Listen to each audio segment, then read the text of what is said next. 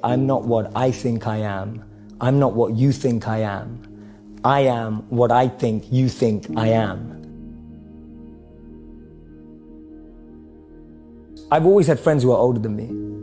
And I could see a lot of them in the most successful careers, successful jobs, beautiful partners, whatever it was. But I saw a sense of lack of fulfillment, meaning, and purpose in their lives. And I've always been an observer, and I would see these people who are like 5 years older than me, 7 years older than me, maybe 10 years older than me. And I'd be watching them and go, is that the life I want? And often the advice I give to people today is fast forward where you are, look at yourself in 10, 15, 20 years time, and ask yourself the question, is that where I want to be?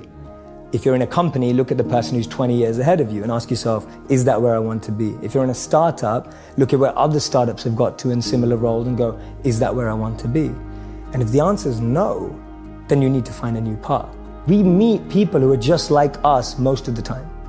And we talk about this in business all the time. If you want to be a billionaire, spend time with billionaires. If you want to be a millionaire, spend time with millionaires. If you want to be a tech startup, spend time with, that's the common rhetoric that we hear all the time.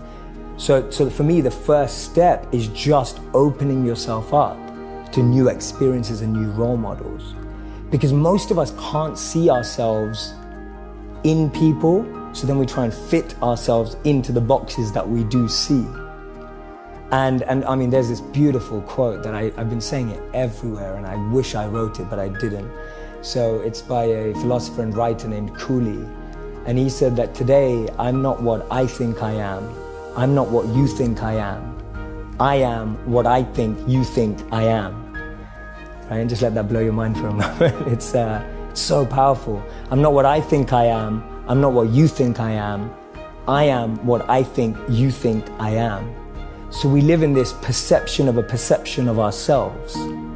Hence, my identity is made by what my parents think I should be.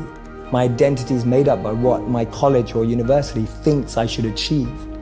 While you're living in that bubble and that echo chamber, getting to what you really want to do is impossible, because maybe that just doesn't fit. And I think so many people feel that way today, that they don't fit into the current education system. They don't fit with the 3 or 4 or 5 careers that you're taught exist. So that process of self-excavation and actualization first requires being exposed. You can't be what you can't see.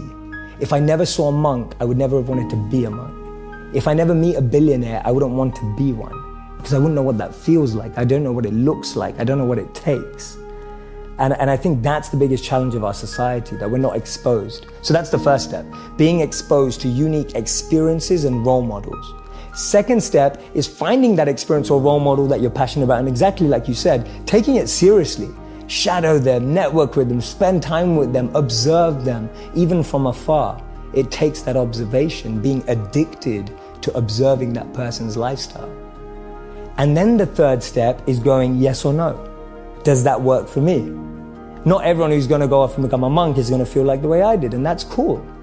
But not everyone is going to go and follow and shadow a billionaire and go, that's exactly the lifestyle I want. They may want the result, but do they want the hard work that goes with it? And so for me, that's the third step. It's observing, focusing, shadowing, getting as close to the process of that individual, and then going yes or no. Do I want that process? Not do I want the result? All right, what's the impact that you want to have on the world? I think you've said it so beautifully so many times and shared my vision, which is wonderful, and it's wonderful to know that we share the same thing. It's making wisdom go viral. There's an incredible study in 2017 that said the most successful people in the world, healthy, wealthy, and wise, choose education over entertainment. The impact I want to have on the world is I want to transform and revolutionize the entertainment industry so that it becomes educational without anyone knowing. So it's still completely entertaining. It's still like watching Netflix, but you're learning about human behavior, the mind, neuroscience, and everything without even knowing you are. To me, that's the greatest win that we can have for our society. How many people are going to quit watching Netflix and reading a book every night? I don't know. But if we can make that book come to life on Netflix, that's going to change the world.